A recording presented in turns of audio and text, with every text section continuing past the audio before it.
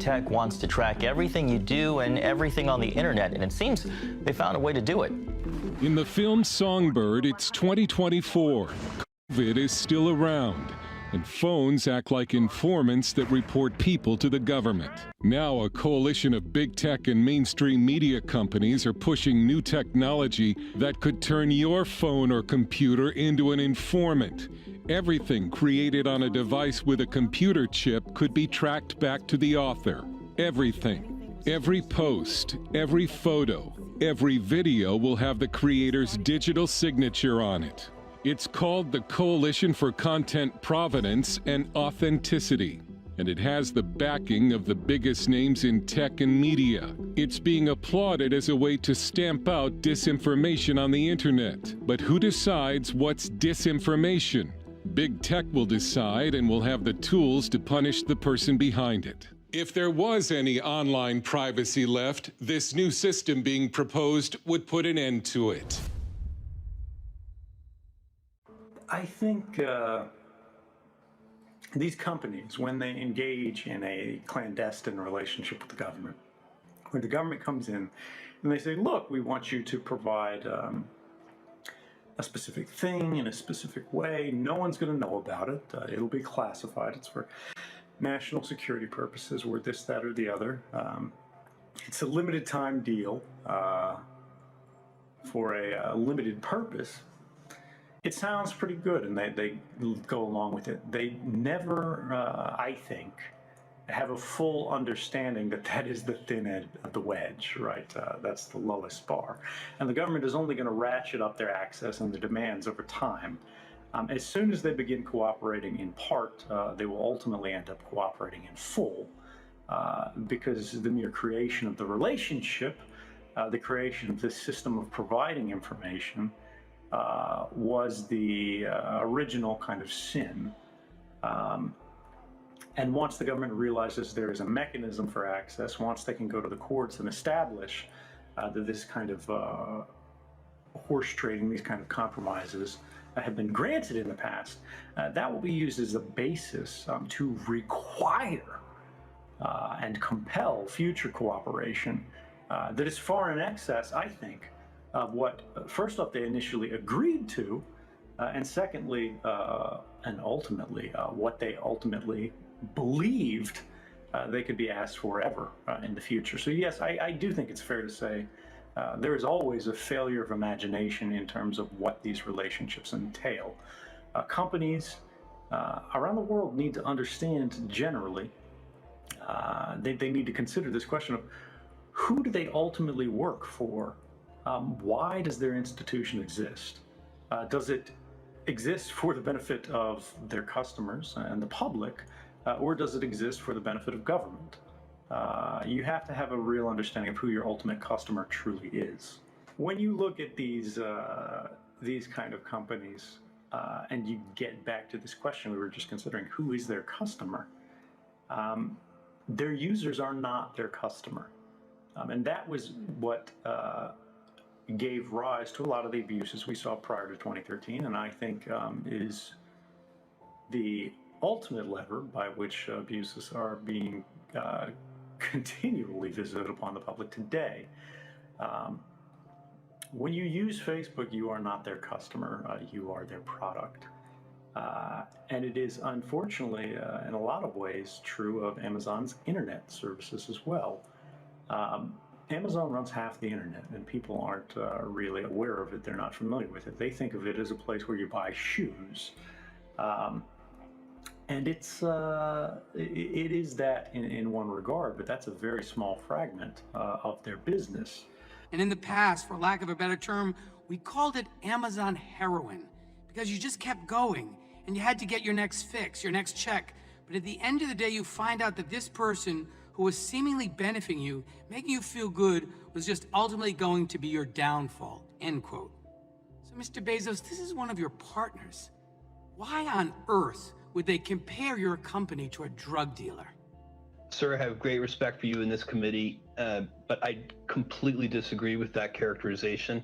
And that digital portion of it gives them a greater and greater visibility over everybody's activities on the internet with each passing day.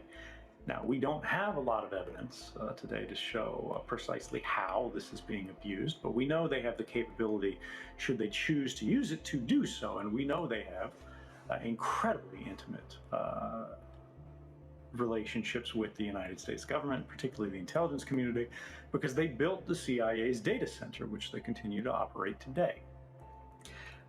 So when we look at these things in the backlash in tech, I think this is actually one of the only means by which we've been able to effectively understand and police their activities today. We recognize now in every language and every jurisdiction that these companies have abused their platform, their position in global society today. The question before us really is what we are going to do about it in order to make sure that while yes, these services are useful in some ways to society, the ways in which they exploit their position must be moderated. GDPR honestly isn't good enough, and we know this by the simple fact that all of these prophesied fines of 4% of global revenue that would be applied to bad actors on the internet have yet to be applied to the bad actors on the internet. Until we see Google and Facebook and Amazon eating 4% of global revenue fines every single year, until they reform their activities, GDPR might as well not exist. But it is a start, and it is well-intentioned, and I think those kind of mechanisms are valuable until we start seeing them being used, and until we start increasing the ratchet to find more effective means of sort of regulating these behaviors. We're not going to get where we need to be. In terms of good versus bad internet, it's the internet of my youth, which I write about in quite some length in my memoir, Permanent Record, was a creative and cooperative space. The commercialization of the internet was sort of a value-added part of it rather than the central purpose of it. Today, the internet has been transformed. That creative and cooperative space has been colonized and exploited and ultimately transformed into a competitive and commercial space, first and foremost. And that has been, I think, largely to the detriment of the public and the average user. It is also, I think, in a large way responsible for the increasing fracturing of society and the partisanship that we see today. It is by perhaps restoring this balance of what the internet is best used for, by limiting the ways we can be exploited. And I think the way this is largely driven today is through data collection. Companies should not be able to retain records about people's private lives for longer than is absolutely necessary for the accomplishment of their business purpose. It's fine to hold records for this period or that period to complete an order, to complete a transaction. But they don't need them a year later, they don't need them 5 years later, and they certainly don't need them going back to 1987, which is how long AT&T holds records of our telephone communications.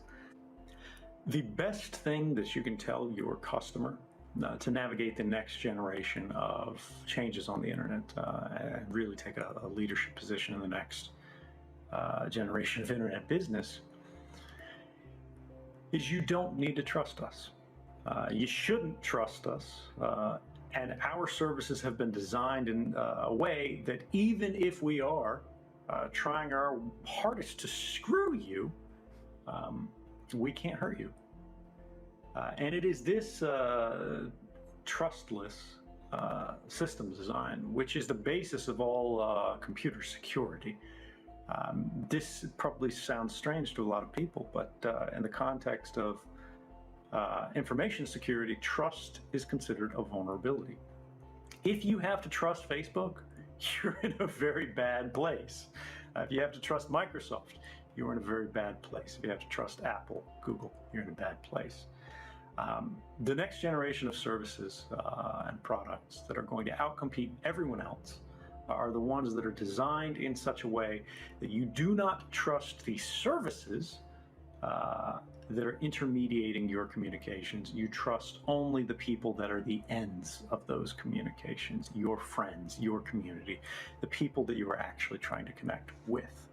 That is the future of communications, and that's the future of privacy.